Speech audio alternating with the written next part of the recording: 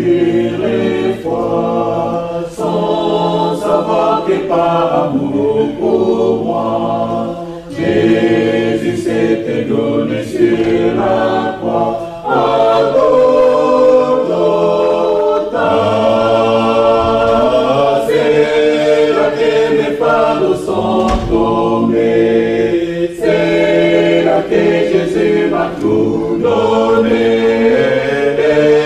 Pardon, la paix, la liberté. À Golgotha, c'est là que mes fardeaux sont tombés, c'est là que Jésus m'a tout donné. Pardon, la paix, la liberté. À Golgotha.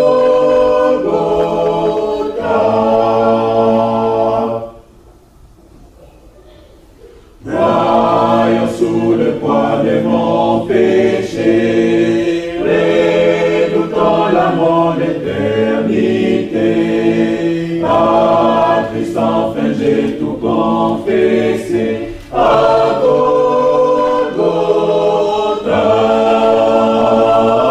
c'est là que mes fardeaux sont tombés, c'est là que Jésus m'a tout donné.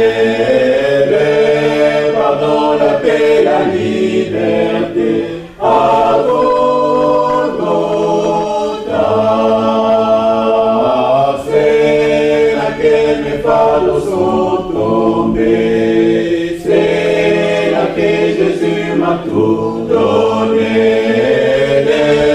Pardon, la paix, la liberté. À Golgotha.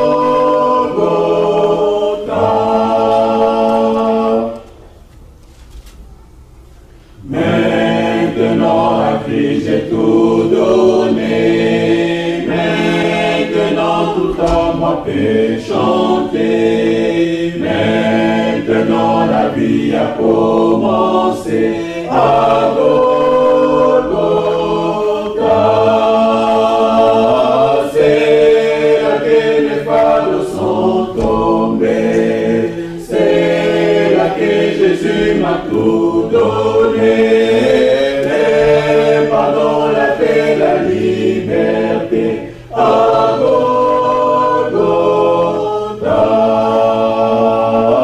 c'est là que mes fardeaux sont tombés, c'est là que Jésus m'a tout donné.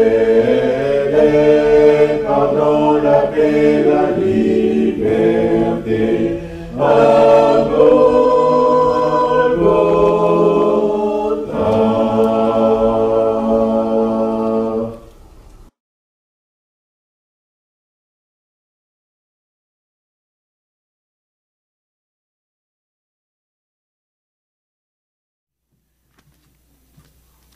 Bien-aimés frères et sœurs, nous vous saluons tous dans les précieux noms de notre Seigneur Jésus-Christ. Amen. Et nous souhaitons à tous de près ou de loin les riches bénédictions de notre Seigneur. Nous les sommes infiniment reconnaissants pour sa grâce qu'il nous accorde encore aujourd'hui de nous réunir dans sa présence pour écouter sa sainte et précieuse parole.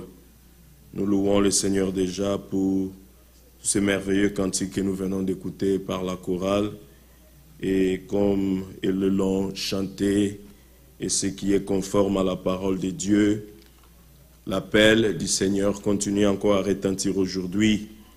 La porte de la grâce est encore ouverte, et le Seigneur dit aujourd'hui, si vous attendez sa voix, n'endurcissez pas vos cœurs. Nous vivons au temps de la grâce. Le Seigneur, dans son amour, a ouvert cette brèche pour nous des nations, afin que nous puissions le croire, et à la fin nous serons enlevés. Alors le Seigneur peut terminer son œuvre avec les enfants d'Israël. Alors que nous sommes encore au temps de la grâce, le Seigneur appelle encore. Il appelle, alors si vous entendez sa voix, ne résistez pas, venez à lui, et sa parole a la puissance qui transforme, qui sauve, et qui peut nous amener à être ce que lui veut, car nous sommes en pleine préparation de sa venue et réellement nous nous laissons préparer par sa parole qu'il nous a révélée à ce temps de la fin.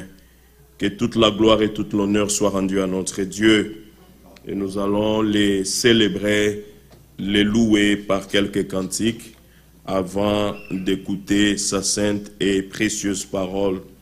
Nous chantons la parole de Dieu, les promesses qu'il nous a données. Chantons, connais-tu cette cité? 251. C'est cette cité qu'il est allé nous préparer et très bientôt il reviendra pour nous prendre dans sa gloire. Connais-tu cette cité? Connais-tu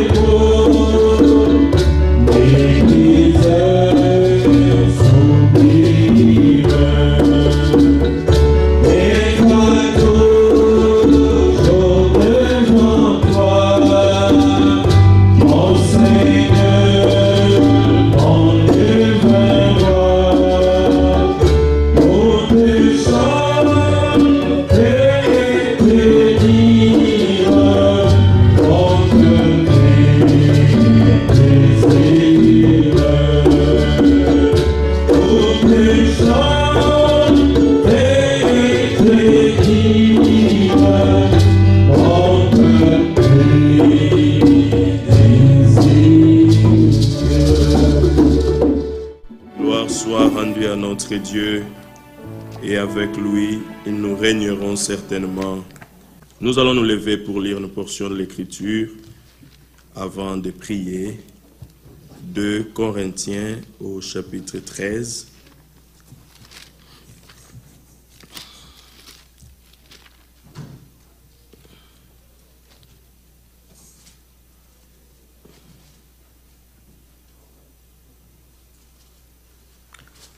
« 2 Corinthiens chapitre 13, nous lisons à partir du 5e jusqu'au 9e verset. «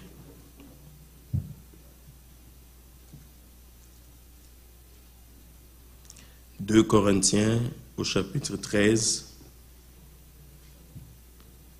le verset 5, nous lisons « Examinez-vous vous-même pour savoir si vous êtes dans la foi.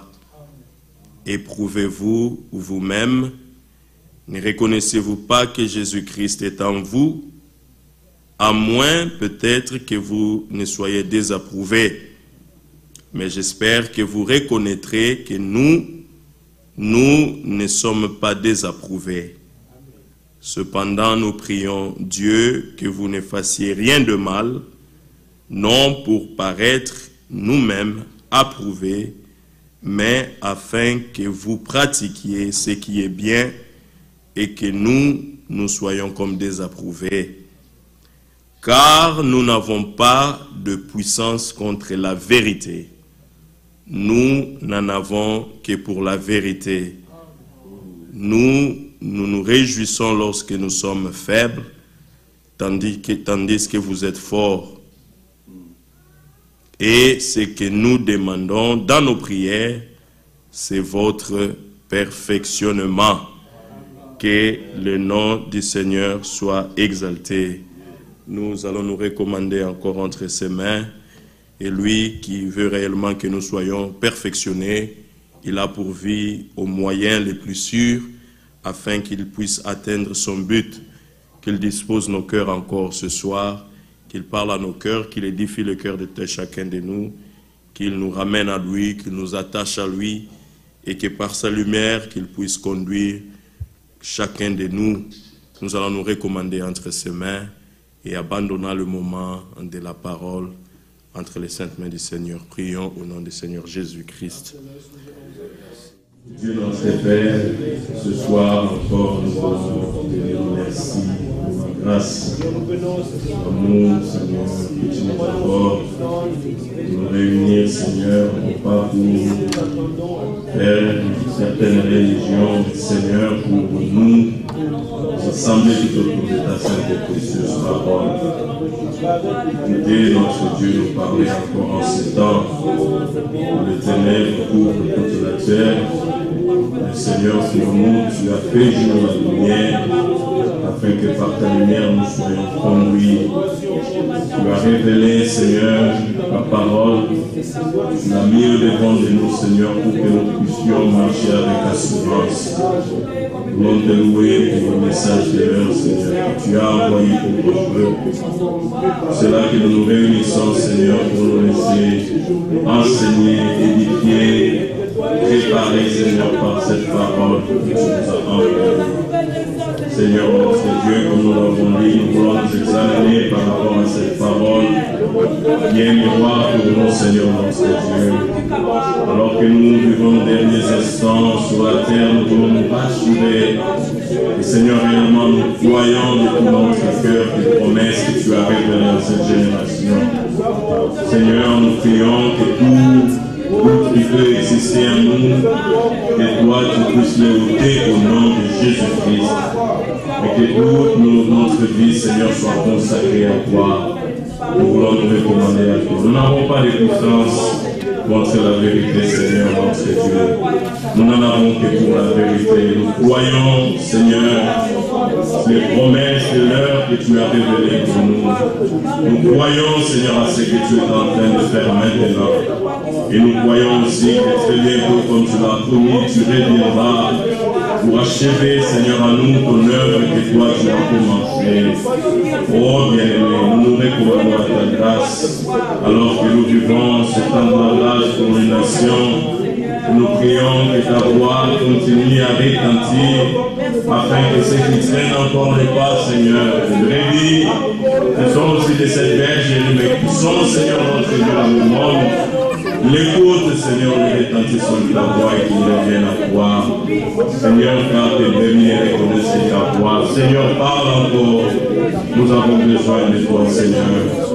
Et pour cette cause que nous nous sommes réunis, nous laisser préparer par ta parole. Atteindre ton but précieux que tu as fixé, Seigneur. Perfectionne-nous toi-même et nous ferons perfectionner. Nous comptons à toi, Seigneur, notre Dieu. Utilise ton serviteur encore aujourd'hui pour notre édification. Mais que toute l'honneur et toute l'honneur te soit rendue au nom de Jésus-Christ. Nous avons ainsi prié avec beaucoup d'action de grâce. Nous demandons, Père Dieu, merci de recommander le moment de la prédication entre les mains du Seigneur.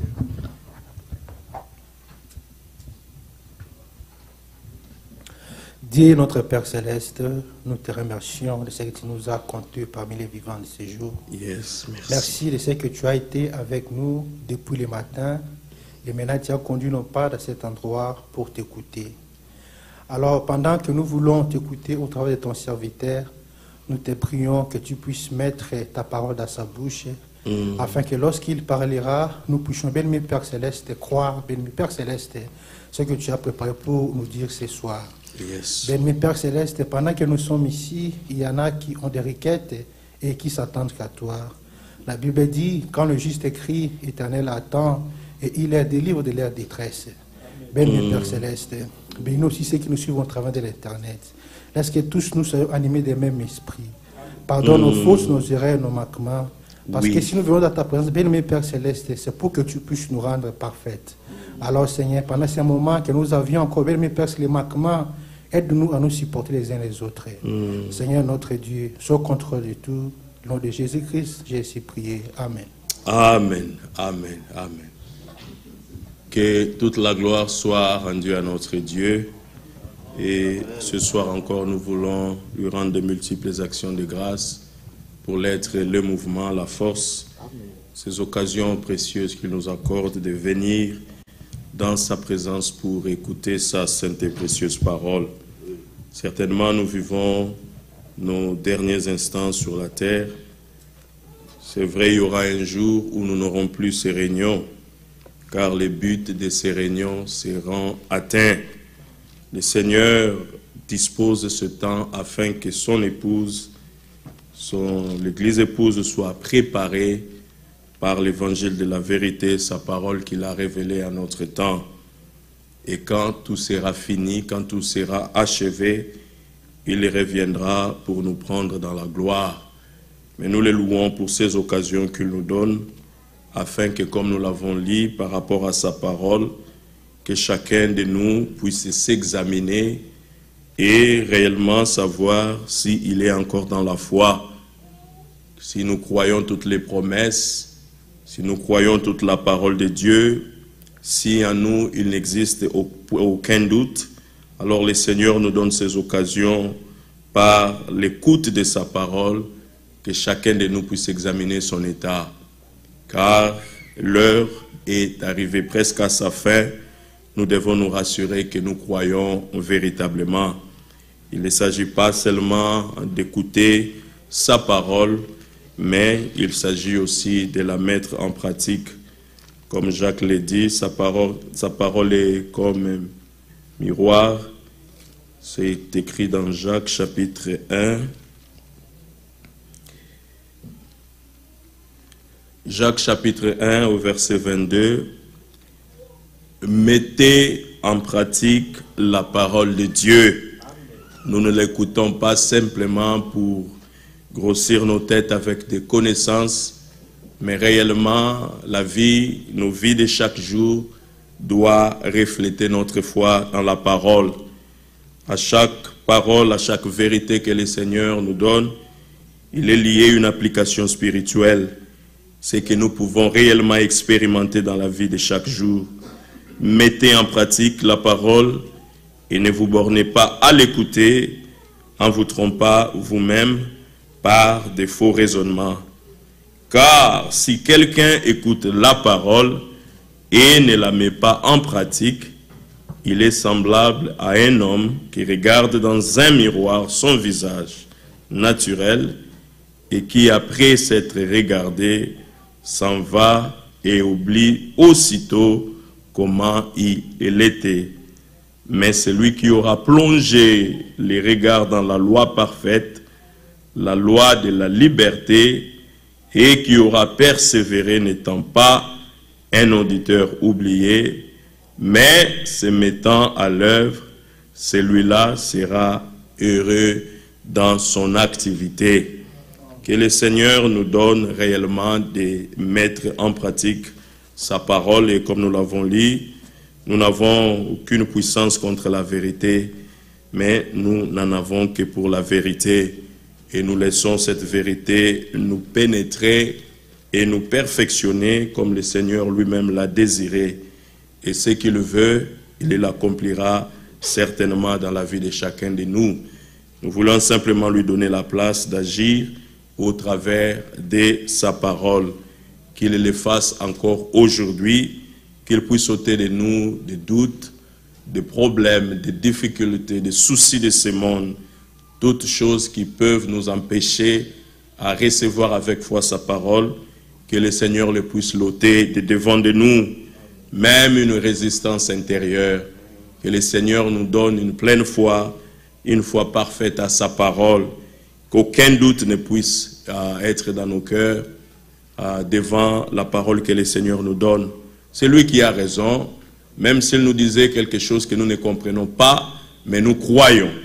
Et le Seigneur prend soin que dans les jours qui viennent, que cette parole nous soit révélée, car son peuple ne marchera plus jamais dans l'ignorance ou dans les ténèbres. C'est pourquoi il a révélé sa parole à notre génération. Que son nom soit loué. Nous ne serons préparés que par l'écoute de la pure parole du Seigneur. Ceux qui reçoivent les interprétations ne seront jamais prêts et ils ne seront pas enlevés. Mais nous qui avons la grâce, nous nous appliquons aussi à vivre ce que le Seigneur nous demande dans la parole. Mais de toutes les façons, ce qu'il nous demande, c'est lui-même qui l'accomplit aussi en nous. Alors nous retournons chez lui et le supplions d'accomplir en nous ce qu'il a décidé, ce qu'il commande dans sa parole. Que son nom soit exalté, qu'il nous donne à chacun de nous un cœur ouvert à sa parole et que nous puissions lui donner raison en toutes choses. Qu'il bénisse son serviteur qu'il a oint encore aujourd'hui pour nous parler de sa part, comme il est écrit, l'envoyé du Seigneur dit les paroles du Seigneur. Que Dieu vous bénisse et qu'il bénisse aussi tous les nôtres qui sont au loin en train de prendre part à ce service divin, même ceux qui suivront après. Que la bénédiction du Seigneur repose sur chacun de nous. Que Dieu soit exalté. Nous invitons notre bien-aimé frère Félix pour venir et nous apporter la sainte parole du Seigneur. Que toute la gloire soit rendue à notre Dieu. Nous chantons le 771 à celui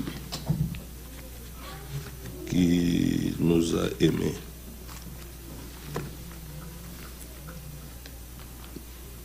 Ce qui nous a lavé.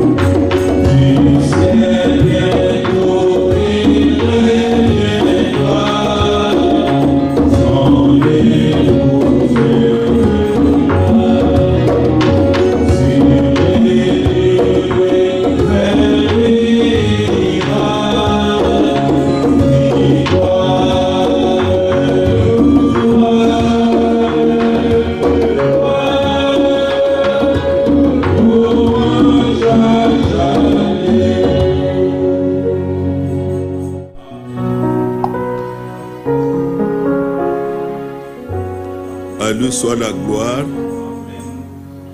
pour l'œuvre du salut accomplie à Golgotha pour nous. Nous devons célébrer cela tous les jours, car si cela n'était pas, nous serions totalement perdus.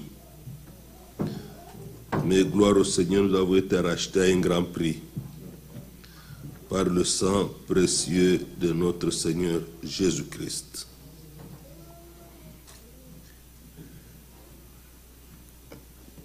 Notre sœur Doris de l'Allemagne nous a salués au nom du Seigneur Jésus-Christ.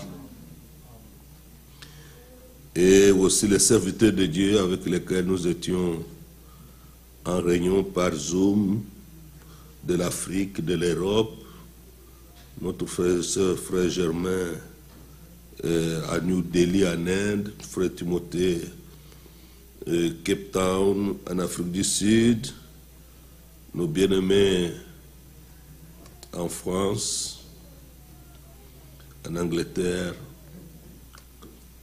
aussi en Hollande,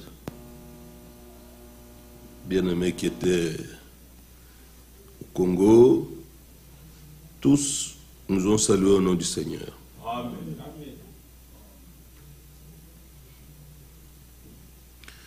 Le samedi prochain, nous n'aurons pas la réunion ici. Nous aurons une réunion d'un côté d'action de grâce, de l'autre côté une occasion d'annoncer encore la parole de Dieu à Waterloo, Iowa, le samedi à 14h.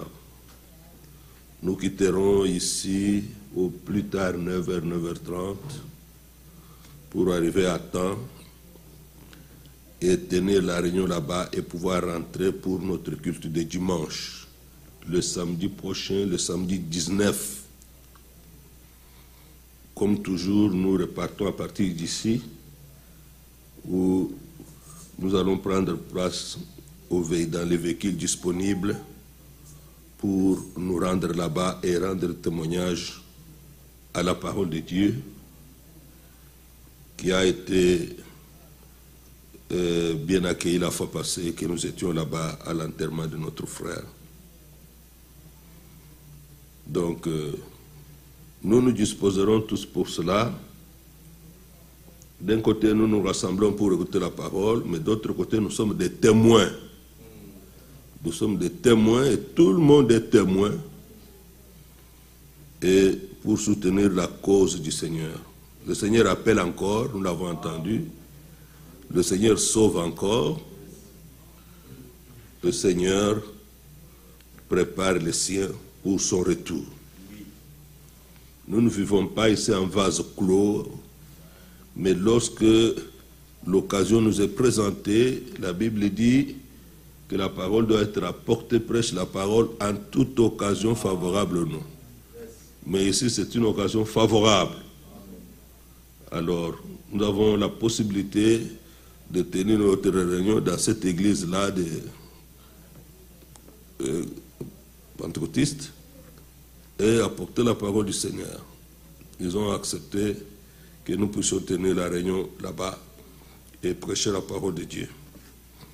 Donc, tout le monde est invité à y prendre part par la grâce de Dieu. Nous remercions le Seigneur qui nous garde et qui veille sur nous. Notre frère Peter se bat dans la chair. C'est ça, il m'a écrit, il m'a dit qu'il se sentait mieux. Mais je lui ai écrit aujourd'hui, je n'ai pas encore eu la réponse. Mais nous prions pour lui, que Dieu lui accorde la bonne santé, toute la famille. Nous avons lu dans 2 Corinthiens chapitre 13 ce dont nous avons besoin de faire constamment dans le verset 5. Examinez-vous vous-même.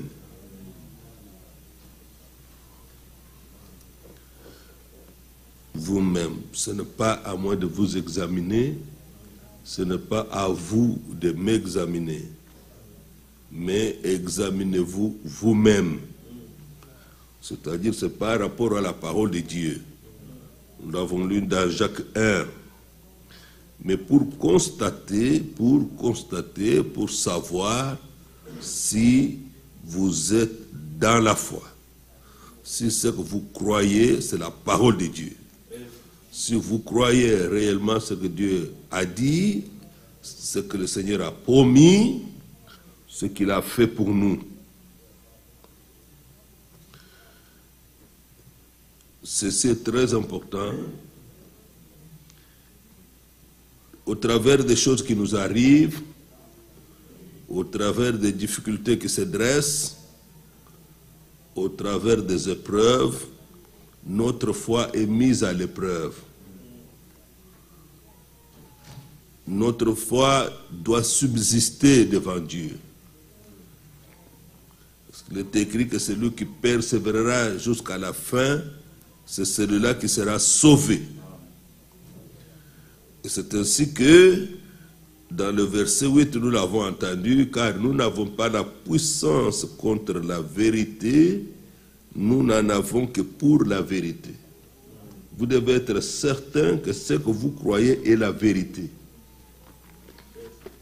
Dans Psaume 51, la volonté de Dieu parfaite est que la vérité soit au fond du cœur. Psaume 51, au verset 8 aussi, mais tu veux que la volonté, et plutôt que la vérité, plutôt, soit au fond du cœur. Alors, fais donc pénétrer la sagesse au-dedans de moi. Ça, c'est merveilleux. Dieu veut que la vérité soit au fond du cœur. Que l'erreur et le mensonge entrent par une oreille et sortent par une autre. Mais lorsque la vérité est proclamée, nous l'écoutons et elle descend dans le cœur, dans notre âme, et nous sommes sauvés. Regardez qu'il est dit dans 2 Thessaloniciens qu'il faut aimer la vérité et que c'est pour être sauvé. Dans 2 Thessaloniciens chapitre 2, il est parlé de l'impie, l'antichrist, au verset 9 et au verset 10, l'apparition de cet impie, celui qui n'est pas égal à la parole de Dieu, se fera par la puissance de Satan avec toutes sortes de miracles, de signes et de prodiges mensongers et avec toutes les séductions de l'iniquité pour ceux qui périssent parce qu'ils n'ont pas reçu l'amour de la vérité pour être sauvés.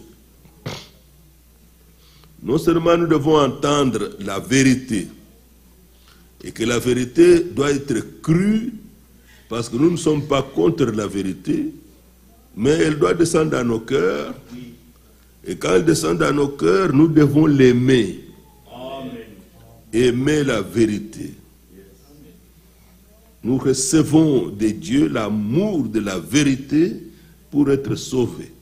Et c'est comme ça aussi que nous sommes sanctifiés. Nous l'avons vu la fois passée. L'autre fois, je vous ai lu dans cette prédication de notre frère Franck, il dit qu'il avait posé une question à frère Branham, parce que c'est un témoin oculaire. Une prédication prêchée en 76, le 28 août, à Genève. Plusieurs n'avaient pas encore cru. J'ai cru moi juste 3 ans après, donc en 79. Mais c'était important. La façon dont nous devons croire. Et dans cette prédication, il dit, j'ai demandé au frère Branham, j'ai demandé à frère Branham, que voulez-vous dire par cela? Est-ce vraiment une prophétie? qu'est-ce qu'il avait dit? Le frère Branham avait dit, des millions de personnes seront tuées. Et dans les réunions que Martin Luther King avait tenues en 66 et 67, il parlait de marches pour les droits civiques. Et il avait dit, je ne suis pas d'accord avec cette révolution, mais s'il lutte contre l'esclavagisme, oui d'accord, mais pour ça, ce n'est pas bon. Alors il dit, j'ai demandé à Frère Branham des millions de morts. Est-ce vraiment une prophétie?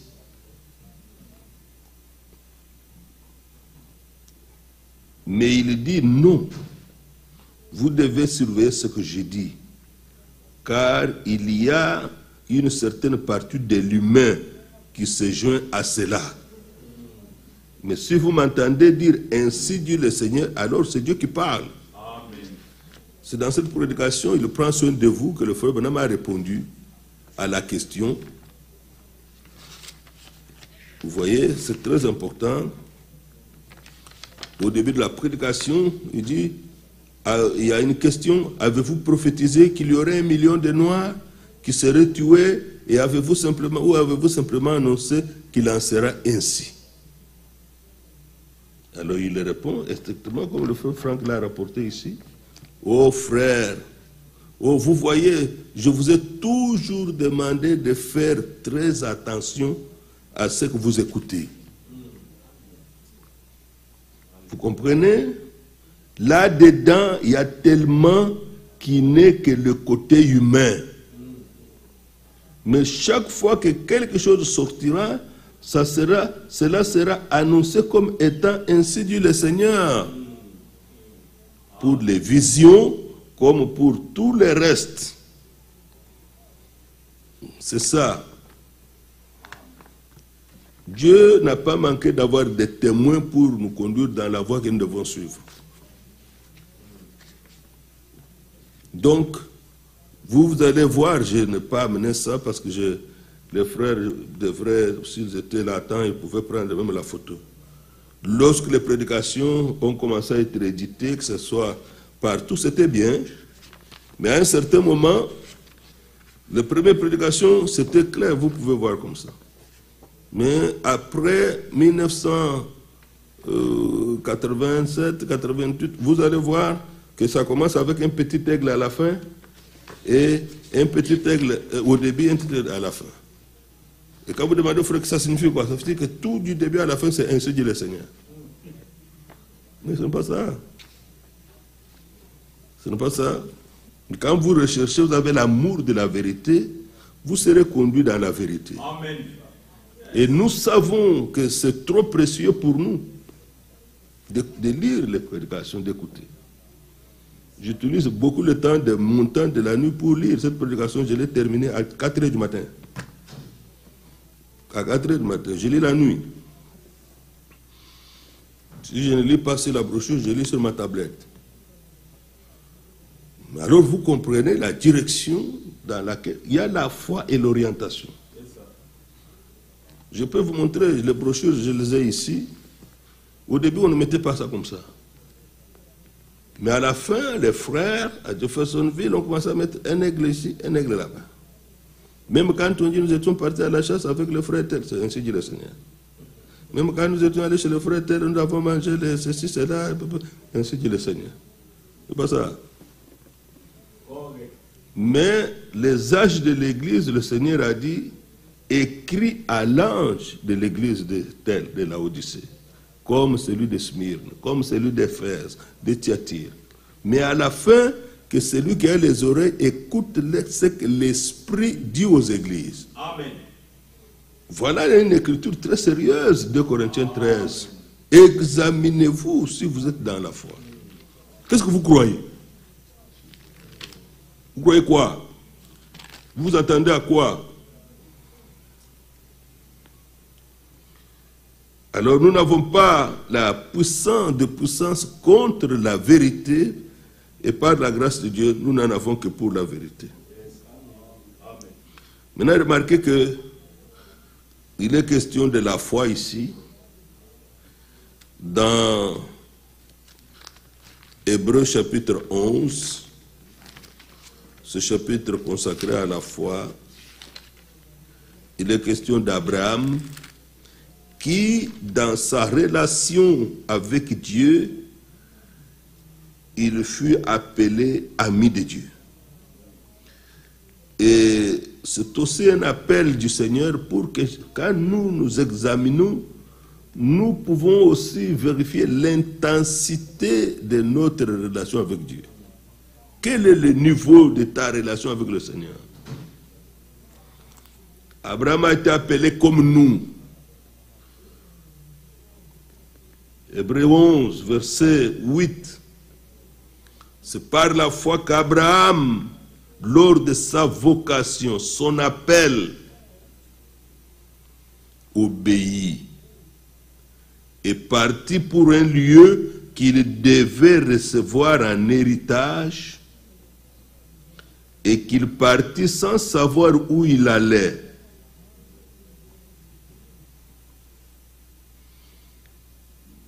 On nous dit que c'était par la foi, le Seigneur lui a parlé.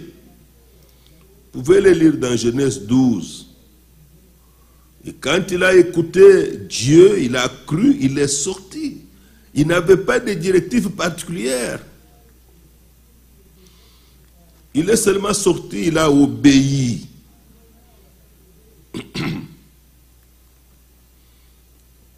Il obéit. Abraham obéit.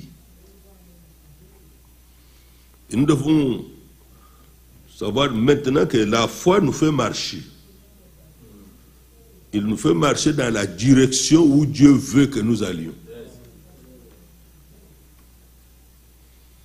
L'Écriture continue, verset 9. Il ne savait pas où il allait, mais il est quand même sorti, mais par la foi.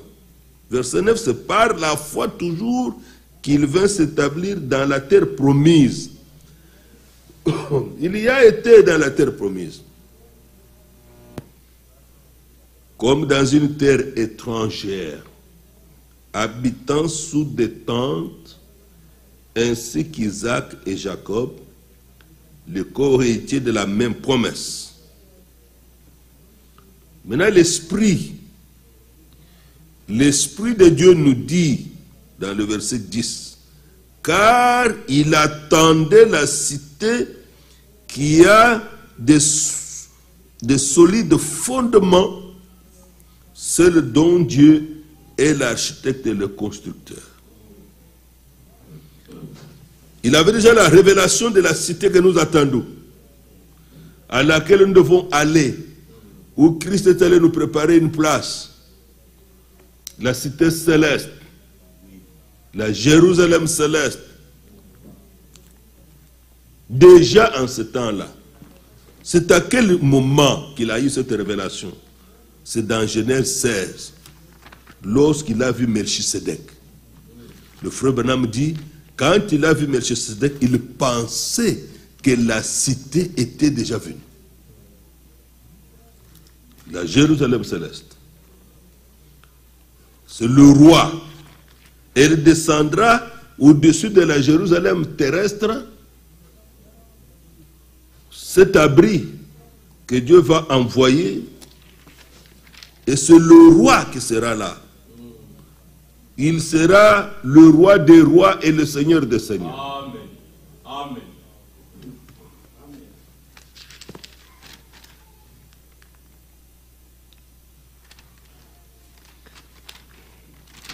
C'est extraordinaire.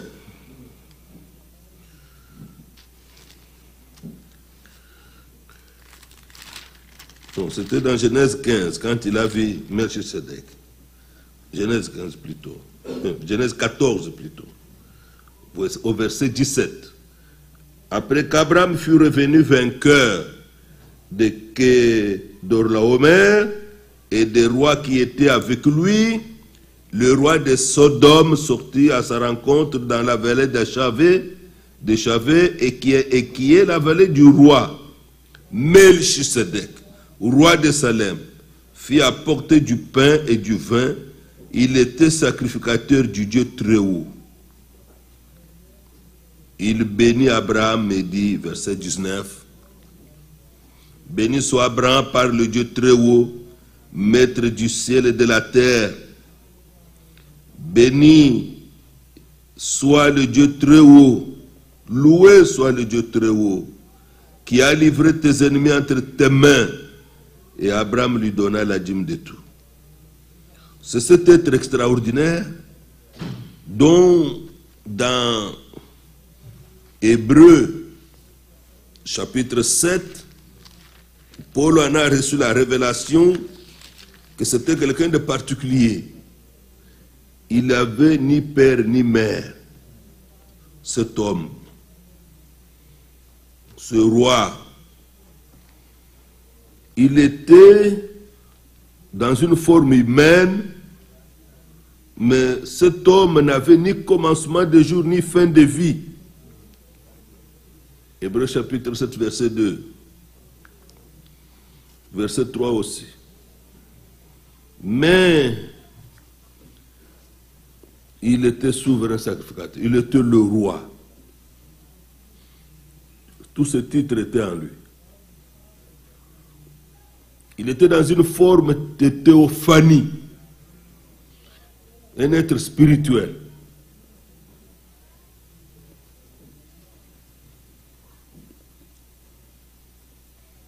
C'était Dieu qui s'était rendu visible dans cette forme spirituelle.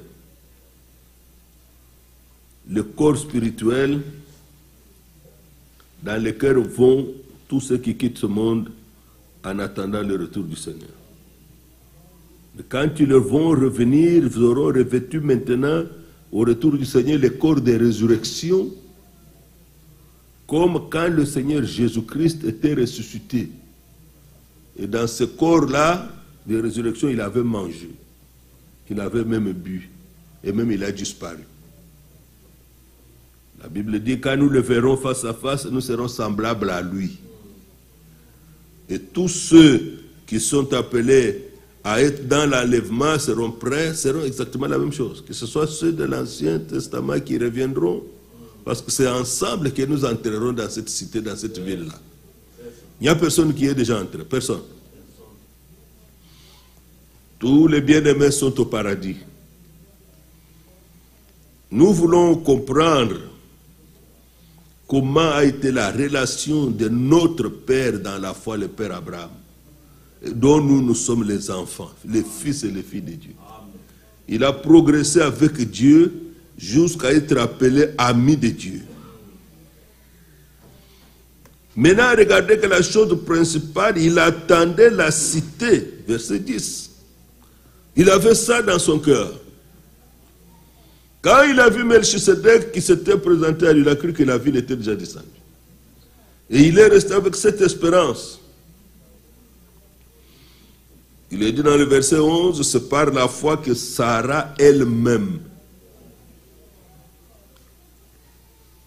malgré son âge avancé, fut rendue capable d'avoir une postérité parce qu'elle crut. Elle crut, nous nous examinons toujours dans la foi. Elle crut à la fidélité de celui qui avait fait la promesse. Si Abraham, lui, a écouté le Seigneur, il a obéi, il est sorti, Sarah l'a suivi, l'autre aussi, il est parti avec ses serviteurs. Mais dans sa marche, il a expérimenté tant de choses. Maintenant, Sarah, elle crut à quoi? À la fidélité de Dieu. Que Dieu élève notre foi. Amen. À tout ce qui nous arrive à croire que Dieu est fidèle à ses promesses. Amen. Dieu est fidèle à ce qu'il a déjà accompli à la croix.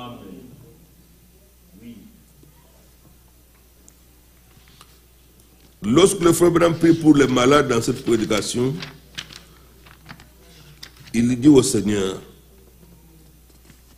il imposait les mains aux malades. Il dit, Seigneur, tu t'es soucié suffisamment pour t'élever au dernier jour au milieu de ton peuple et de le confirmer. C'est ce qu'il a fait dans ce temps. Tu ne peux pas les guérir, Seigneur. Tu ne peux faire ce que tu as déjà fait. Tu les as déjà guéris. Et la seule chose qui puisse être faite est de les croire, de les faire croire. Ils doivent simplement croire qu'ils ont déjà été guéris. Oui. Donc, posez les mains malades. Le Seigneur lui donnait les visions, montrant qu'il prenait soin de son peuple. Mais il dit, tout cela était basé sur quoi? Il dit, Seigneur, tu ne peux pas les guérir encore. Tu les as déjà guéris. Tu ne peux pas faire ce que tu as déjà fait. Pour la guérison, Christ a déjà été meurtri. Amen. A déjà été meurtri, c'est dans ces meurtrissures, là où le sang est sorti, nous avons déjà été guéris. Amen. Tu ne peux pas les guérir, Seigneur. Tu ne peux faire ce que tu as déjà fait. La Bible dit, dans ces meurtrissures, nous sommes guéris. Amen. Ce n'est pas hier, ce n'est pas aujourd'hui, mais il y a plus de 2000 ans. Amen. Tu les as déjà guéris. Et la seule chose qui puisse être faite est de les faire croire. La prédication, c'est de vous faire croire que quand Christ a été blessé, meurtri, vous avez été déjà guéri. Amen. Acceptez ça, vous serez guéris. Amen. Vous verrez la guérison. Yes. C'est ainsi que directement, vous allez détourner les yeux de l'homme pour regarder ce que Dieu a déjà fait.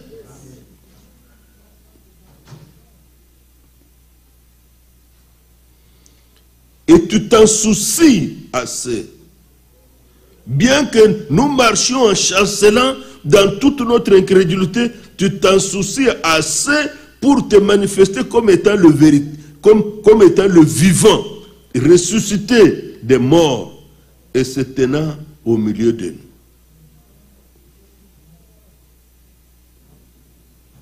Très important. Seigneur, guéris-moi, Seigneur. Il te dirait, je t'ai déjà guéri. Mais comment? Accepte ça seulement. Que dans ces meurtrissures, tu as déjà été guéri. Pourquoi nous disons ça? Parce que l'Écriture nous a dit, examinez-vous si vous êtes dans la foi. Donc si vous voulez croire avoir la guérison, croyez qu'il l'a déjà accompli. Amen. Qu'il l'a déjà fait lorsqu'il a été crucifié.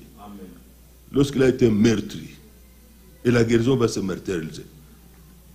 Il dit, quel que soit le cas,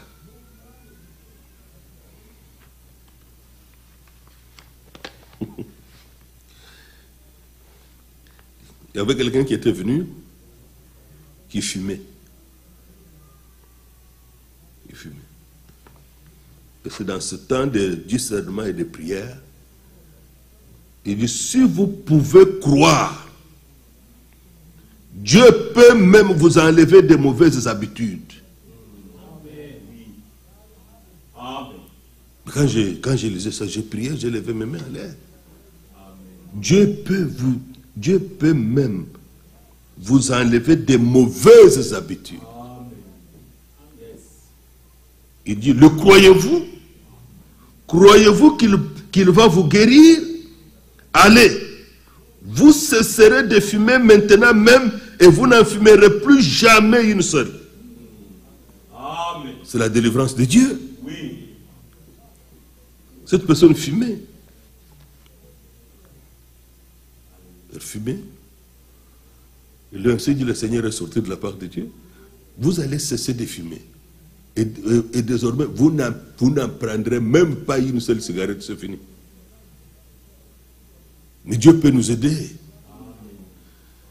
Si tu as toujours de mauvaises paroles qui sortent, Dieu peut faire en sorte que ça s'arrête. Oui. Et que tu commences à prononcer des actions de grâce. Amen.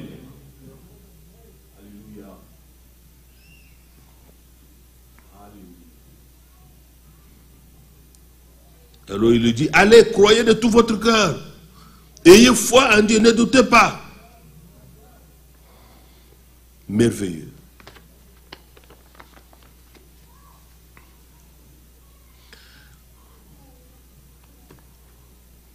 Dans le verset 12, Hébreux 11, c'est par la foi que Sarah elle-même, nous avons déjà lu 12, c'est pourquoi d'un seul homme déjà usé de corps, naquit une postérité nombreuse, comme les étoiles du ciel, comme le sable qui est sur le bord de la mer, et qu'on ne peut compter.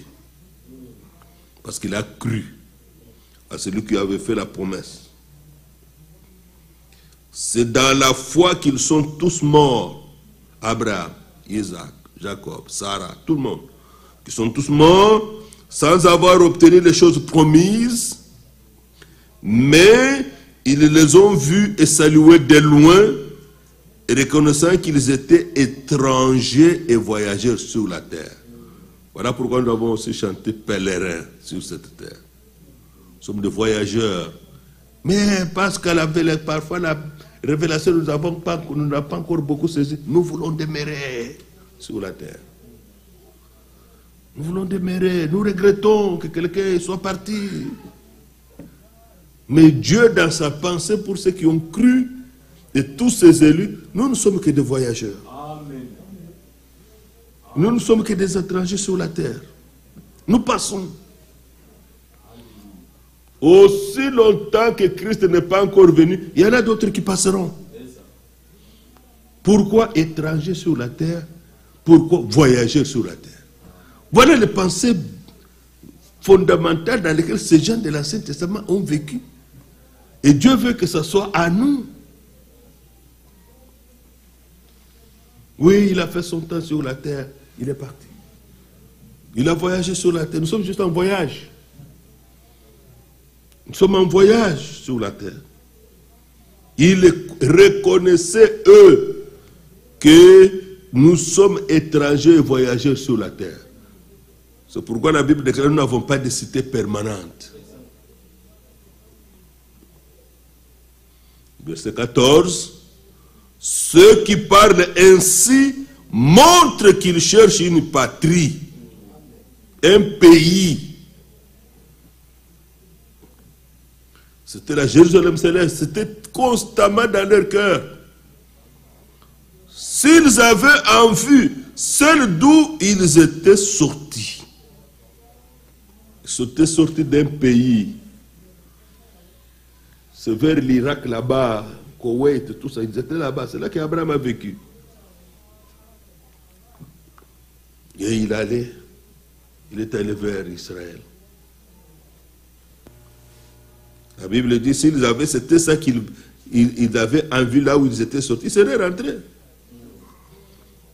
Mais il est sorti pour ne plus jamais rentrer là-bas. Verset 16. Mais maintenant, ils en désirent une meilleure. Et c'est cette espérance qui est dans nos cœurs aussi. C'est cette promesse que le Seigneur nous a faite dans Jean 14. C'est-à-dire une céleste. C'est pourquoi Dieu n'a pas honte d'être appelé leur Dieu, car il leur a préparé une cité.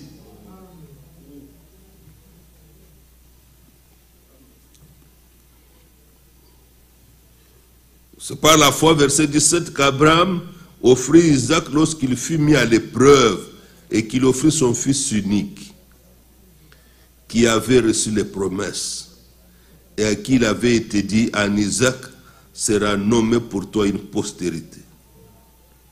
Alors quand il a offert son fils, l'Écriture dit au verset 19 les pensées qui étaient dans son cœur. Il pensait que Dieu est puissant, même pour ressusciter les morts, aussi le recouvrira-t-il par une sorte de résurrection.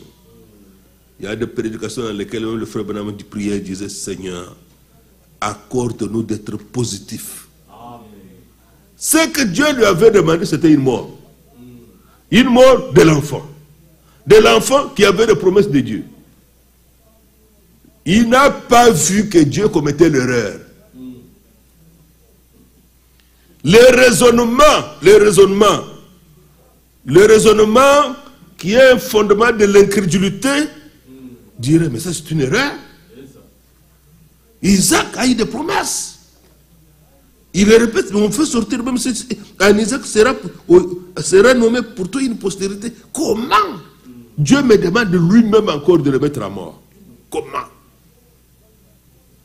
Il était positif. Que Dieu nous aide d'être positifs. Amen. Il dit Dieu est suffisamment puissant, il est puissant, même pour ressusciter les morts. Donc, moi je le tue, lui le ressuscite. Amen. Ça c'est une pensée positive. Ça c'est une pensée positive. Seigneur, donne-moi des pensées positives même dans l'épreuve. Donne-moi les pensées positives à l'égard de mes frères. Donne-moi les pensées positives à l'égard de mes soeurs. C'est ça. Aussi longtemps que le temps de la grâce n'est pas fini, Dieu est capable d'accomplir quelque chose.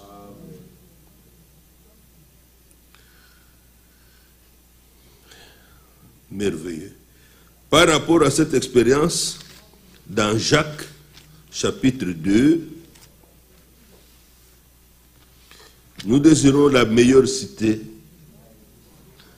cette meilleure cité, la Jérusalem céleste, dont le Seigneur lui-même est l'architecte et le constructeur. Jean a eu en vision à voir cette cité et il a pu décrire dans Apocalypse 21. Et c'est une forme de pyramide, ça monte en haut. Quand viendra le temps de millénium, le règne de 1000 ans, ça va descendre avec la gloire de Dieu. Le messager dit dans la demeure future de l'épouse, là où ça sera, partout on la verra. Quel que soit au point du globe où on sera, on verra qu'il y a quelque chose qui se passe là-bas. On verra ça.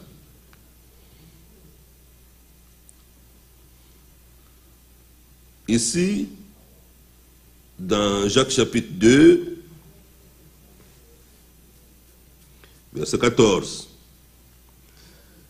Mes frères, que sert-il à quelqu'un de dire qu'il a la foi s'il n'a pas les œuvres?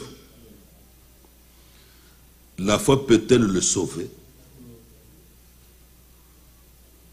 Les œuvres de la foi. On ne parle pas ici des miracles, des guérisons. Non, ce n'est pas de ça. Ça veut dire marcher selon la parole. Les actes qu'on pose, on les pose sur le fondement de la parole. Verset 15. Un exemple. Si un frère ou une sœur sont nus et manquent de la nourriture de chaque jour, un frère vrai manque de la nourriture de chaque jour. Ils sont nus, ils n'ont pas à manger, ils n'ont pas d'habits, ils n'ont pas de nourriture. Et que l'un d'entre vous leur dise, nous sommes là, les croyants, allez un peu, chauffez-vous et vous rassasiez. Frère, allez un peu, alors qu'il a faim. Alors le frère ou la sœur n'a pas de vêtements, sont nus. Et que vous ne leur donniez pas ce qui est nécessaire au corps, à quoi cela sert-il? Ce sont des paroles vides.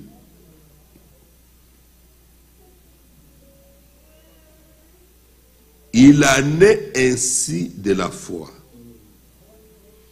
Si elle n'a pas les œuvres, ça veut dire l'obéissance, elle est morte en elle-même. Ce ne sont que des déclarations, ça n'a rien à voir avec Dieu.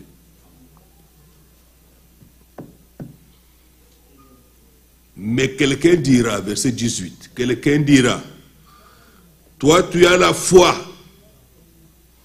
et moi j'ai les œuvres.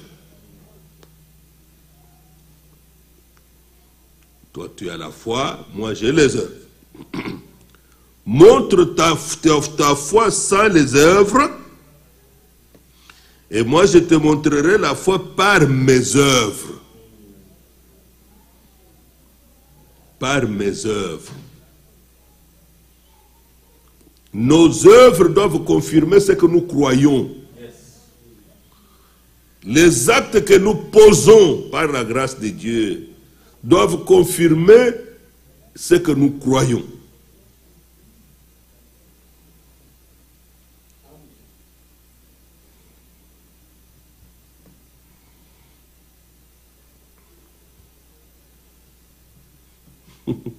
Verset 20, même au verset 19. Tu crois qu'il y a un seul Dieu? Tu fais bien. Les démons le croient aussi et ils tremblent. Regardez la chose qui est ici. Les démons croient qu'il n'y a qu'un seul Dieu, mais ils inspirent les hommes à croire la Trinité. Et les gens croient. Satan et les démons, ils savent qu'il n'y a qu'un seul Dieu. Mais quand ils ont loin, les théologiens sont sortis qu'il y a trois dieux. Le Père, le Fils, Dieu le Fils, Dieu le Père, Dieu le Fils et Dieu le Saint-Esprit. Alors que Satan lui-même croit qu'il n'y a qu'un seul Dieu. Les démons croient qu'il y a qu'un seul Dieu.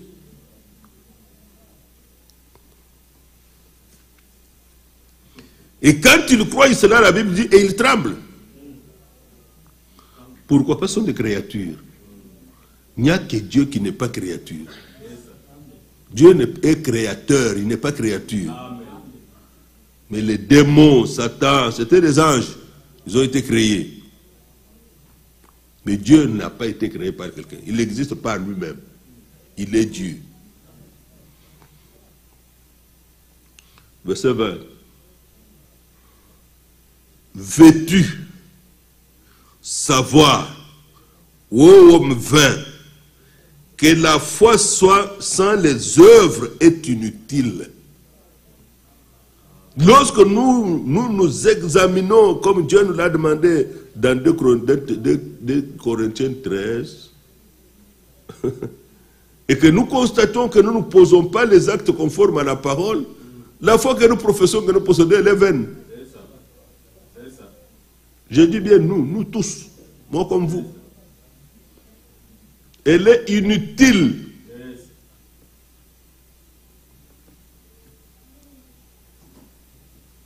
Il revient à Abraham au verset 21. Le Seigneur nous ramène encore à Abraham, notre père dans la foi. Abraham, notre père, ne fut-il pas justifié par les œuvres lorsqu'il offrit son fils Isaac sur l'autel? On ne parle pas ici de ce temps où Dieu l'avait appelé. Il ne parle pas ici du temps où il avait eu alliance avec Dieu. Mais ici, c'est dans Genèse 22, là où il y a eu le sacrifice d'Isaac. Et Dieu a dû intervenir. Quand vous lisez dans Genèse, ils sont arrivés à la montagne de Morija. Il a fait l'autel. Isaac, qui était le sacrifice, demande: Père, mon père, voici le bois, le feu. Où est le sacrifice? Mais tu es le sacrifice. Le sacrifice, d'abord, où est le sacrifice? Abraham était positif toujours. Il répond à Isaac le sacrifice. Dieu se pourvoira lui-même du sacrifice. Amen.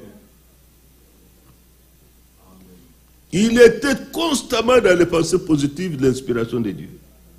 Dieu ne peut pas nous amener le découragement, frère. Croyez-le, lorsque nous combattons dans les épreuves, Dieu ne peut pas nous décourager. Amen. Yes.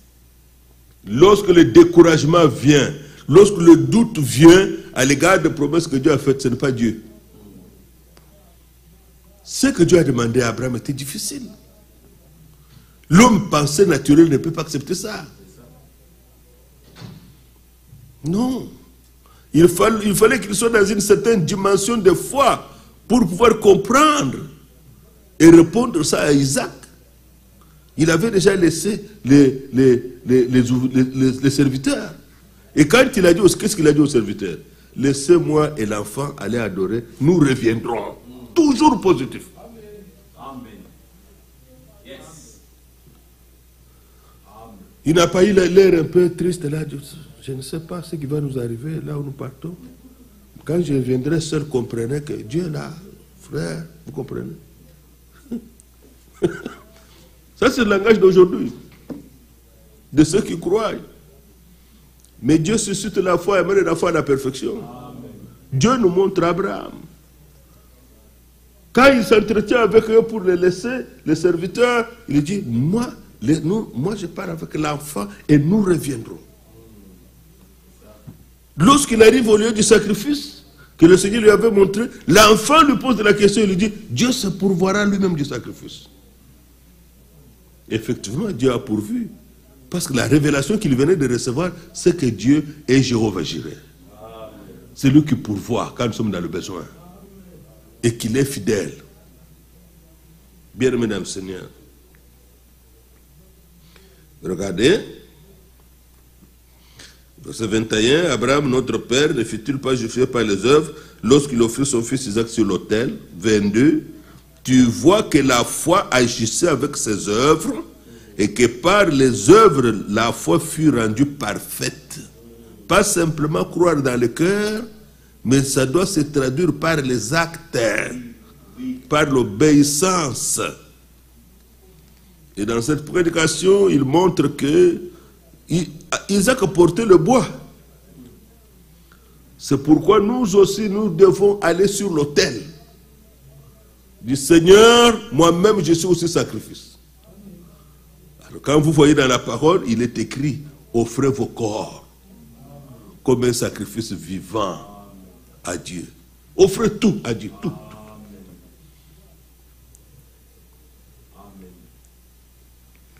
Verset 22. Tu vois que la foi agissait avec ses œuvres. Il nous faut que Dieu nous fasse grâce, que nous recevions la parole par la foi, que nous puissions la recevoir par révélation, et que cela nous conduise aux actes conformes à la parole. Ainsi, par les œuvres, la foi fut rendue parfaite. Là où on a réellement cru. Lorsque les actes viennent suivre la foi, c'est qu'on a réellement cru. On ne peut pas croire, frère, le Seigneur a dit ceci, pour les femmes, elles doivent s'habiller comme ceci, comme cela. Oui, frère, dans notre église, on prêche comme ça. Et soi-même, on a des culottes, on a soi-même, on a des pantalons, ou dans notre église, on a prêché. Non, ça n'a rien à voir, vous ne croyez pas. On ne croit pas.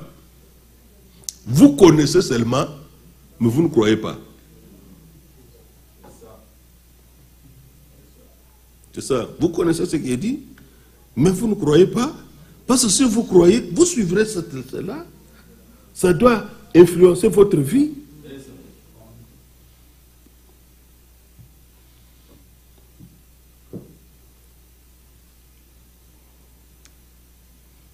La foi agit avec ses œuvres.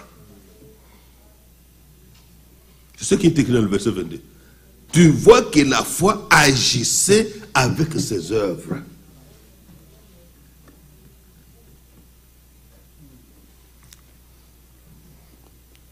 Si Abraham n'était pas sorti de Ur en Chaldée, là-bas où il était, il n'était pas sorti.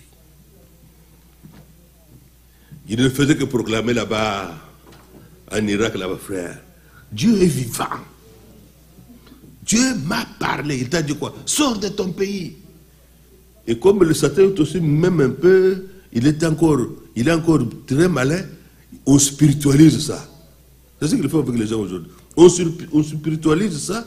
Tu es sorti, je suis sorti, frère. C'est spirituel. Il n'est pas sorti.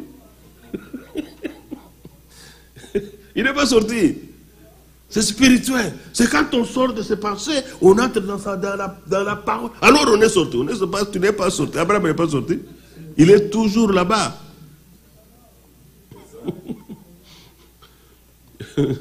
Mais la Bible nous dit qu'il est réellement sorti. Il a même été dans le pays promis comme un étranger. Il a obéi. Verset 23. Ainsi ça s'accomplit ce que dit l'Écriture. Abraham crut Dieu. Dans notre Bible, on a écrit cru à Dieu. Ce n'est pas ça.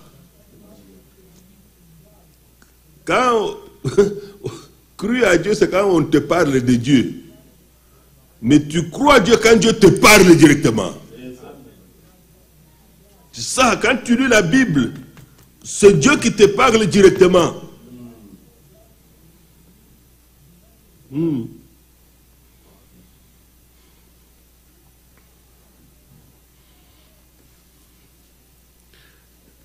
Il a donné ce témoignage lorsque le frère Franck avait consacré par une prophétie dans l'assemblée.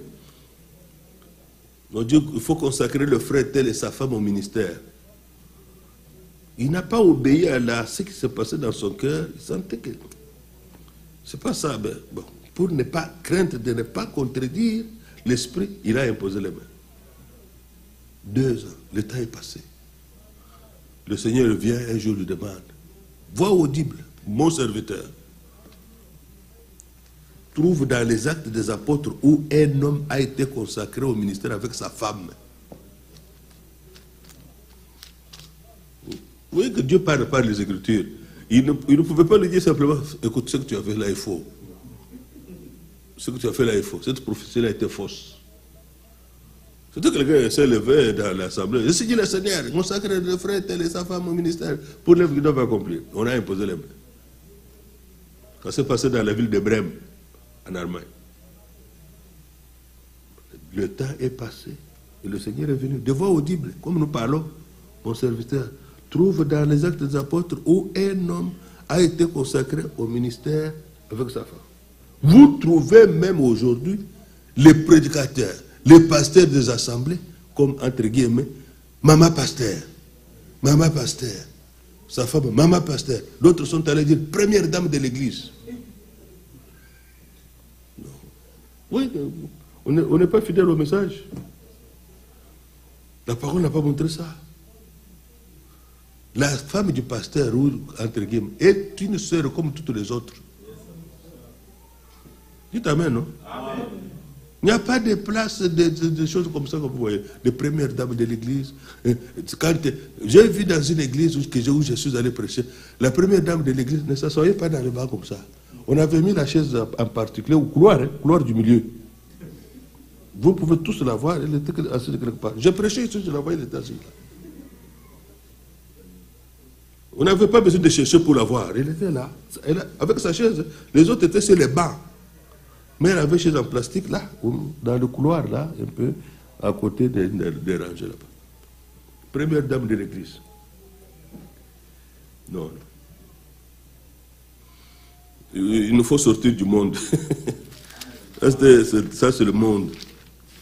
Et non, c'est pas ça. Regardez ici,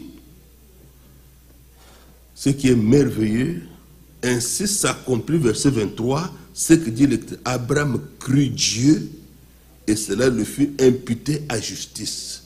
Dieu le justifia et il fut appelé ami de Dieu. Un homme sur cette terre devint ami de Dieu. Quelle profondeur dans la communion avec Dieu. Il n'est pas étonnant que lorsqu'il voulait brûler Sodome et Gomorrhe, il est d'abord venu lui parler.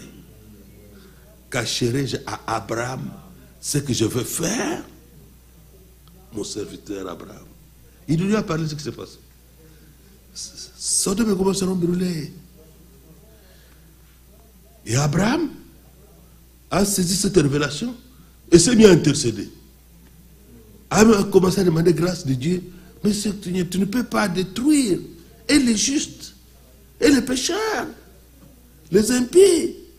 Il a commencé par 50. S'il y a 50 justes, Seigneur dit, je ne le ferai pas. S'il y en a 30, je ne le ferai pas. S'il y en a 20, Dieu dit, je ne le ferai pas. S'il y en a 10, je ne le ferai pas. S'il y en a 5, je ne le ferai pas. À la fin, il n'y en avait même pas 5. Il s'est excusé auprès du Seigneur. Seigneur, écoute-moi encore un peu, je ne parlerai plus encore. Il n'y en avait même pas ça. Il n'y avait que Lot et sa femme et ses 2 filles. la ville devait être brûlée. Pourquoi? C'était son ami. Ami de Dieu. Quelle relation profonde. Un ami véritable. Et nous chantons, quel ami fidèle et tendre. Nous avons en Jésus-Christ. Il peut nous défendre. C'est merveilleux. C'est du grand Dieu créateur du ciel et de la terre qui n'a perdu aucune bataille, était devenu l'ami d'un homme. Un homme comme nous, de la même nature que nous. C'était son ami. Il lui parlait. Il parlait avec lui. Abraham parlait avec le Dieu vivant, notre Père dans la foi. Et Christ à Golgotha a enlevé l'obstacle. La Bible dit que ce sont nos péchés, Ésaïe 59, qui l'empêchent de nous écouter, qui ont mis une barrière. Nos péchés sont devenus comme une muraille. Dieu ne peut plus parler avec nous, nous écouter. Mais voici l'agneau de Dieu qui ôte le péché du monde pour que Dieu puisse être en contact avec nous, que nous puissions parler avec lui. C'est merveilleux. C'est pourquoi, bien aimé dans le Seigneur, Jean chapitre 15. Jean 15. Nous pensions que c'était simplement pour Abraham, mais non, c'est aussi pour nous. Dans Jean 15, le Seigneur dit ceci au verset 12. C'est ici mon commandement. Aimez-vous les uns les autres, comme je vous ai aimé. C'est ici mon commandement. C'est un ordre. Le Seigneur ne vient pas flatter nos sentiments. Il comprenez bien, aimez-le, aimez-le, aimez-vous. C'est un ordre. Aimez-vous les uns les autres. Si vous allez dans Romains 13, l'amour ne fait point du mal au prochain. Ni en parole, ni en œuvre.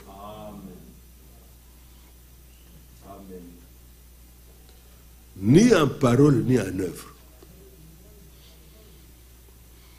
La suite dit ceci, verset 13. Il n'y a pas de plus grand amour que de donner sa vie pour ses amis. Ah, il introduit le même mot qui avait été dit à Abraham. Abraham est devenu ami de Dieu. Ceux pour lesquels le Seigneur a donné sa vie sont ses amis. Mais il y a des conditions. Nous allons suivre, il y a des conditions. Il va bien expliquer ça. Il n'y a pas de plus grand amour que de donner sa vie pour ses amis. L'amour sans sacrifice n'existe pas. Le vrai amour pour les autres consent les sacrifices. L'amour que Dieu a eu pour nous, il a tant aimé le monde. Qu'est-ce qu'il a fait? Il a donné son Fils. Afin que quiconque croit en le Père puisse gagner la vie éternelle. L'amour de Dieu l'a poussé au sacrifice. D'abord de quitter la gloire, de devenir un simple homme, se laisser injurier. Hébreux 12 dit, considérez celui qui a supporté contre sa personne une telle opposition de la part des pécheurs.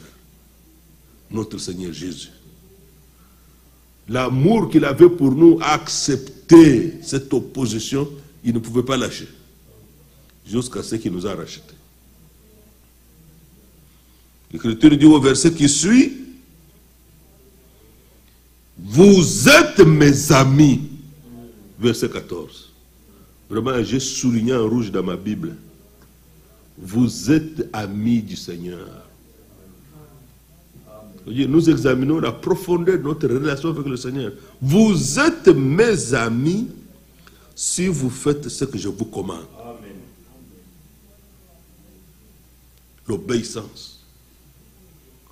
L'obéissance à aimer les autres, Le Seigneur a dit à son serviteur et prophète, ça, l'amour du vin, nul n'entrera ici. Il ne faut même pas rêver que je serai enlevé. Il ne faut pas rêver.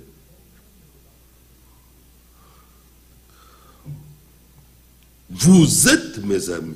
Je donne ma vie pour mes amis. Et vous, vous êtes mes amis si vous faites ce que je vous commande. Que Dieu nous aide. Nous devons nous installer dans l'amour du vin. Et surveiller nos paroles et nos actes si ça correspond à l'amour de Dieu. Vous êtes réellement mes amis si vous faites ce que je vous commande. Première condition. Si vous faites ce que je vous commande, l'obéissance, aimez les autres. Aimez-vous les uns les autres.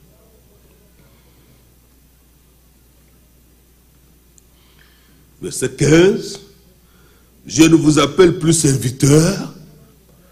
Et pourtant, ils étaient toujours serviteurs. Paul, serviteur de Jésus-Christ. Pierre, serviteur de Jésus-Christ. Mais des amis. Mais les amis, je ne vous appelle plus serviteurs, parce que le serviteur ne sait pas ce que fait son maître. Mais je vous ai appelé amis, parce que je vous ai fait connaître tout ce que j'ai appris de mon Père. Deuxième condition.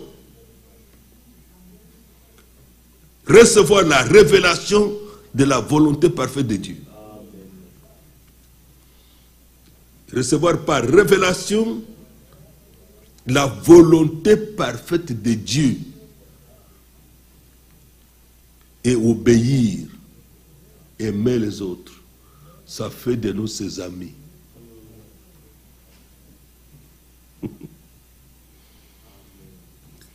Je vous ai appelé amis. C'est la même chose qu'il a fait avec Abraham. Cacherai-je Abraham ce que je vais faire? Il lui a dit. C'était son ami. Mais quand même dans notre communion entre frères, ça c'est mon ami.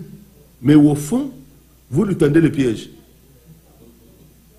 Au fond, si on poursuit, c'est pour sortir de la parole de Dieu. Ah, cette amitié, la garde là pour toi, je n'y entrerai jamais. Je n'y entrerai pas. Je n'y entrerai pas.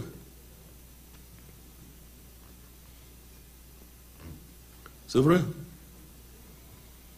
L'amour des frères ne peut pas être remplacé simplement par une simple amitié comme ça. Frère, vous me cachez les choses alors que lui dit, je vous ai fait connaître ce que j'ai reçu de mon Père. C'est faux. Il y a quelquefois les gens ne pensent pas que ce qu'il veut dire là, le frère peut l'avoir déjà appris. Alors vous venez avec les choses coupées, on a coupé ici, on a coupé là-bas, coupé. Ce que vous rendez comme la chose que vous racontez ne correspond pas à ce que je connais déjà. Vous voulez, c'est comme ça avec votre mensonge. Parce qu'on calcule, si je dis ça, le frère croira. Si il va croire. Ça, il ne peut pas. Ça, non. Alors vous coupez. Quand vous coupez après, ça replie la chose.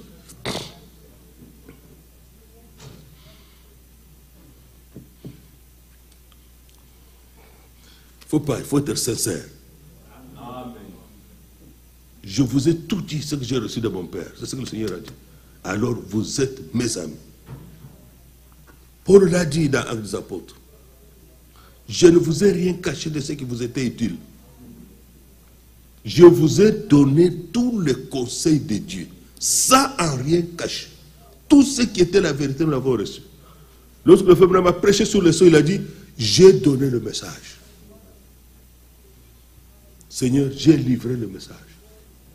Quand il a terminé, quand il a prêché sur le sol. Pourquoi? Parce que l'ouverture du livre prenait la prédication. Christ est le mystère de Dieu révélé. Il dit, le livre a été ouvert. Il n'y a plus de limite pour un prédicateur. On peut commencer de Genèse à l'Apocalypse. Parce que le livre est ouvert. Il est ouvert. Il n'y a plus de secret. Gloire au Seigneur. Amen. Vous êtes mes amis Je ne vous appelle plus serviteur. Parce que je vous ai fait connaître. Quelle position? Je vous ai fait connaître tout ce que j'ai reçu de mon Père. J'ai appris de mon Père. Voilà pourquoi recevoir la révélation du message de Dieu, de la volonté parfaite de Dieu, ça nous a donné une position particulière avec Dieu. Vous savez, quand quelqu'un est ami, même à une grande autorité, il ne se comporte pas comme tous les autres. C'est vrai, à cause de son autorité, il le respecte. Mais il peut causer avec lui certaines choses que vous ne pouvez pas oser causer avec lui. C'est son ami. C'est son ami. Il y a une relation particulière, plus profonde. C'est ce que le Seigneur veut établir avec nous. Amen. Amen. Oui. Lorsque nous passons du temps, on n'a même pas lu la Bible toute la journée. Ce n'est pas l'amour envers le Seigneur. Ce n'est pas ça. On ne lui a même pas parlé. On n'a pas prié. Non. Là où s'établit cette relation, il s'établit aussi un contact permanent. Un contact permanent. C'est pourquoi la prière prend l'importance. La méditation de la parole prend l'importance. C'est ça. Et dans le spirituel, nous grandissons. Il nous a élevés à une autre position. Et je ne sais pas parfois ce que nous attendons. Les autorités que vous voyez ici, il y a des personnes qui sont privilégiées.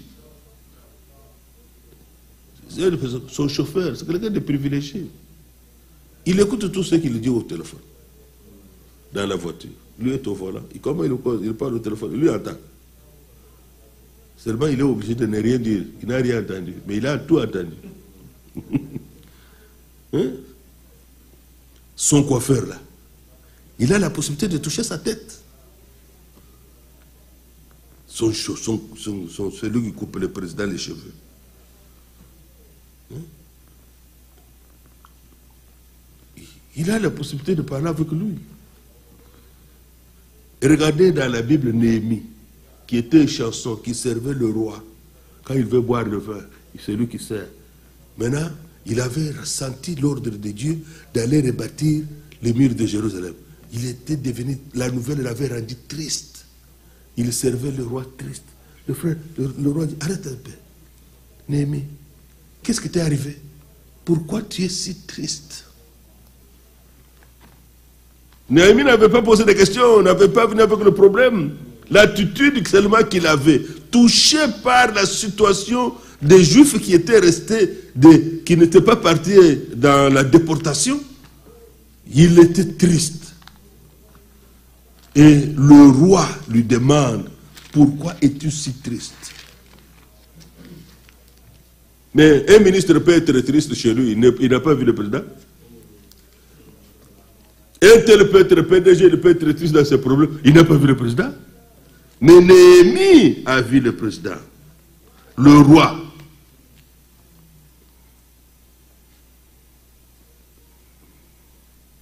Néhémie 1.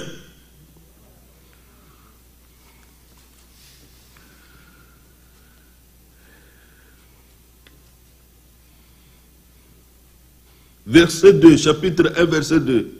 Anani, l'un de mes frères, et quelques hommes arrivèrent de Juda. Je les questionnais au sujet des Juifs réchappés qui étaient restés de la captivité et au sujet de Jérusalem. Ils me répondirent, ceux qui sont restés de la captivité sont là dans la province au comble du malheur et de l'opprobre. Les murailles de Jérusalem sont en ruine et ses portes sont consumées par le feu. Verset 4. Lorsque j'ai entendu ces choses, je m'assis, je pleurais, et je fus plusieurs jours dans la désolation, je jeûnais, et je priais devant le Dieu des cieux. Vous pouvez continuer à lire la prière. Quand vous apprenez une nouvelle, un tel cas de santé, un tel cas de ceci, de cela, quelle est la réaction? Néhémie ne priait pas pour lui. Il ne priait pas pour ceux de sa maison. Nous sommes très touchés lorsqu'il s'agit de ceux de ma famille. Mais c'était le peuple d'Israël, les Juifs, qui n'étaient pas partis en captivité. Ils étaient malheureux, dans l'opprobre, dans la honte. Chapitre 2 pour terminer.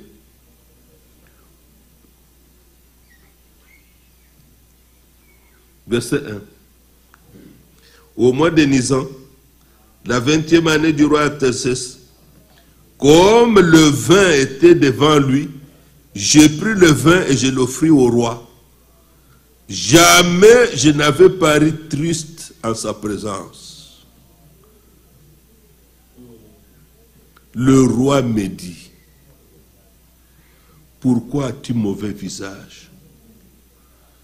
Tu n'es pourtant pas malade. Néhémie, tu n'es pas malade. Pourquoi ton visage est comme ça? Ce n'est peut-être qu'un chagrin de cœur. Je fus saisi d'une grande crainte quand il a entendu le roi s'intéresser à son état. Et j'ai répondu au roi, que le roi vive éternellement. Comment n'aurais-je pas mauvais visage lorsque la ville où sont les sépulcres de mes pères est détruite et que ses portes sont consumées par le feu? C'est alors que Dieu entre en action. Et le roi me dit, que demandes-tu? J'ai prié le Dieu des cieux. Je crois que c'est tellement dans le cœur. Oh Dieu, donne-moi des paroles. Touche cet homme. Oh Dieu. Et j'ai répondu au roi, si le roi le trouve bon, et si ton serviteur lui est agréable, envoie-moi en Juda vers la ville des sépulcres de mes pères pour que je la rebâtisse. Rebâtir Jérusalem. Frère, rappelez-vous que Joseph a fait jurer à ses frères que lorsque Dieu va vous visiter, que vous allez sortir d'ici, amener mes eaux. Rappelez-vous quand Jacob devait mourir, il a dit à ses enfants, Dieu vous visitera, vous sortirez d'ici, amenez mes eaux. Pourquoi? C'est là-bas que devait avoir lieu la résurrection. Quand Christ est mort, il a rendu l'esprit. La Bible déclare, les tombeaux se sont ouverts. Les sépulcres se sont ouverts. Et à sa résurrection, les corps des saints, des justes, de l'Ancien Testament sont tous sortis. Les pères dont parle l'ennemi ici. Jacob est sorti. Joseph est sorti. Amen. Abraham est sorti. Amen. Sarah est sortie. Amen. Job est sorti. Oui. Tous ces gens, les saints de l'Ancien Testament, sont sortis. Pourquoi? Le rachat de Golgotha était aussi pour eux. Amen. David est sorti. Salomon est sorti. Que notre Dieu soit glorifié. Quand tu nous as fait connaître tous ces mystères, toutes ces choses, c'était, il voulait nous donner une communion, un rapprochement, une intimité d'amis avec lui. Que Dieu soit loué. Amen. Que cela soit une réalité. Amen. Que Dieu transpose ça dans la réalité. Moi, ce n'est pas simplement des connaissances, messages, citations, on récite jusqu'au je ne sais pas combien de brochures. Ce n'est pas ça. Au-delà de tout ça, ça a un résultat. Amen. Une communion plus profonde avec Dieu, ses amis, l'amour de Dieu pour les autres. Faites ce que je vous commande. Aimez-vous les uns les autres. Que Dieu vous bénisse. Gloire au Seigneur notre Dieu.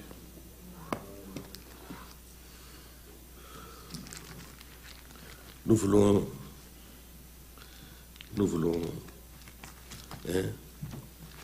les gens de la chorale, est-ce que vous vous rappelez ce chant? Quelqu'un m'a demandé, papa, pourquoi on ne chante pas encore ce chant?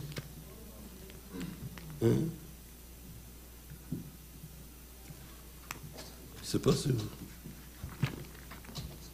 L'amour de Dieu.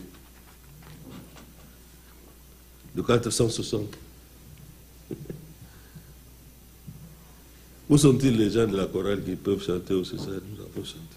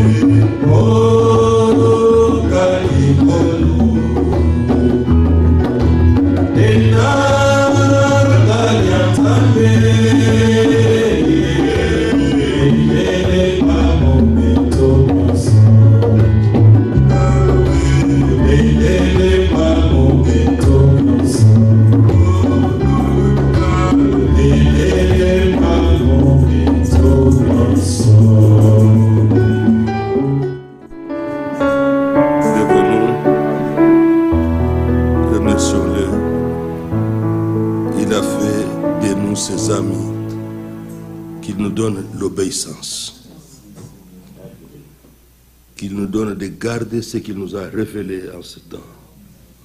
Que sa volonté soit notre façon de marcher et de vivre.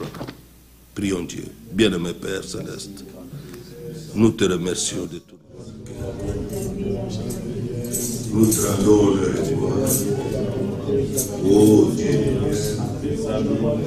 notre Père Céleste, grand Dieu merveilleux, glorieux, nous te remercions pour la révélation de ta volonté pour l'éternel. Seigneur notre Dieu, tu as voulu cette profondeur de communion avec toi. Donne-nous de nous aimer les uns les autres, d'obéir au commandement. L'amour ne fait point du mal au prochain, ni dans nos paroles, ni dans nos actes. Oh Dieu tout-puissant, notre Dieu de miséricorde, nous délivrer de toutes les mauvaises habitudes, les mauvaises paroles négatives. Car toi, tu n'as pas été en pour soi. Tu nous as aimés comme on n'a jamais aimé. Tu nous as lavé de nos péchés. Tu nous as lavé de nos iniquités. Seigneur notre Dieu, tu nous as appelés des amis. Nous qui étions autrefois ennemis de Dieu. Tu veux marcher par ta volonté. Oh Dieu de grâce. Seigneur, je te prie, moi ta volonté. Seigneur, que garde nos pas, fais nos pas dans ta parole. Et ne laisse aucune iniquité, ni en parole, ni en acte dominer sur nous. Oh Dieu puissant.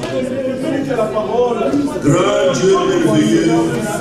Donne-nous, Seigneur, par la méditation et la prière constante, une communion avec toi notre ami. Toi notre ami.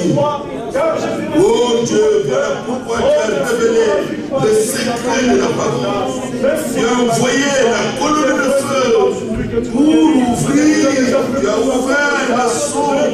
Tu as révélé cette fouillée. Tu nous as révélé ton plan.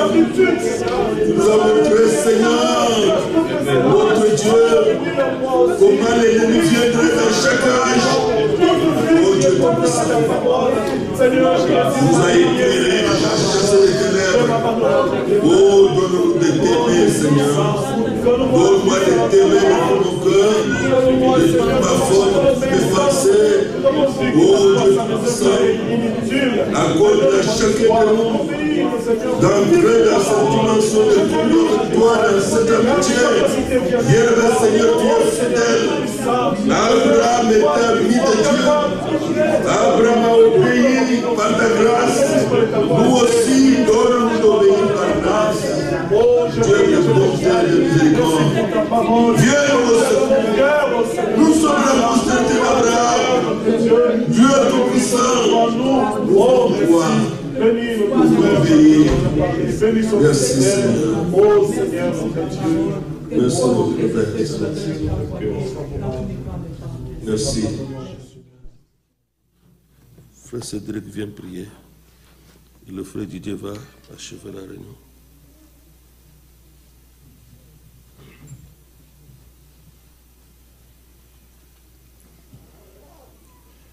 Dieu, notre Père Céleste, du fond de nos cœurs, nous te disons merci pour ta parole que tu nous as envoyée ce soir. Seigneur, donne-nous de nous examiner chaque jour. Seigneur, car toi tu nous as appelés en Jésus-Christ pour la gloire éternelle. Et la Bible dit que nous devons, Seigneur, marcher d'une manière digne de cette vocation. C'est pourquoi nous te supplions, ô grand Dieu, Seigneur, doter de nous tout ce qui n'est pas de toi. Nous voulons, Seigneur, plier nos cœurs, Seigneur, à l'obéissance de ta parole. Seigneur, notre Dieu, nous voulons croire, obéir, Seigneur. Nous avons appris que la foi sans les œuvres, elle est inutile. Mais Seigneur, nous savons que les capacités viennent de toi. Nous avons écouté ta parole, Seigneur. Notre part à nous, c'est de garder ta parole. Mais toi, donne-nous la vie selon ta parole, ô Dieu. Seigneur, tu nous ordonnes de nous aimer les uns les autres. Seigneur, ayant des cœurs régénérés, la haine n'a pas de place dans nos vies. C'est pourquoi nous te supplions au nom de Jésus-Christ, produis l'amour fraternel sincère, en sorte que les hommes, Seigneur, ceux qui sont à l'extérieur, qu'ils puissent voir réellement que nous sommes de tes disciples.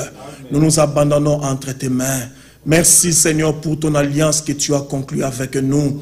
Nous avons vu comment, Seigneur, Abraham était changé de toi. Seigneur, tu lui as donné la foi, Seigneur, et il a été agréé de ta part. Donne-nous d'être positifs.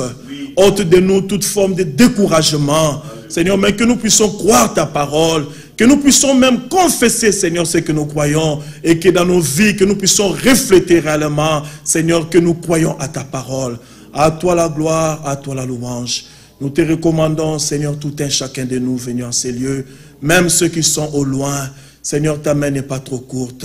Grand Dieu, apporte la solution à tous les problèmes. La Bible dit que, Seigneur, mon Dieu, mon roi, toi tu faisais suivre ta parole par les miracles qui accompagnaient, Seigneur, tes disciples. Nous croyons que Jésus-Christ est le même hier, aujourd'hui, éternellement. Ainsi, accorde-nous de t'expérimenter dans la puissance de la résurrection. Donne-nous la vie selon ta parole. Bénis ton serviteur, notre frère. Bénis son ministère, ô grand Dieu. Seigneur, grand Dieu, il est dit que si le vase se conserve pur, il sera utile au maître. Ainsi, accorde-lui la grâce de demeurer dans la sainte doctrine et de t'expérimenter dans sa vie. Seigneur, à toi la gloire, à toi la louange. Nous avons prié avec foi au nom de Jésus-Christ, notre Seigneur et notre Sauveur. Amen.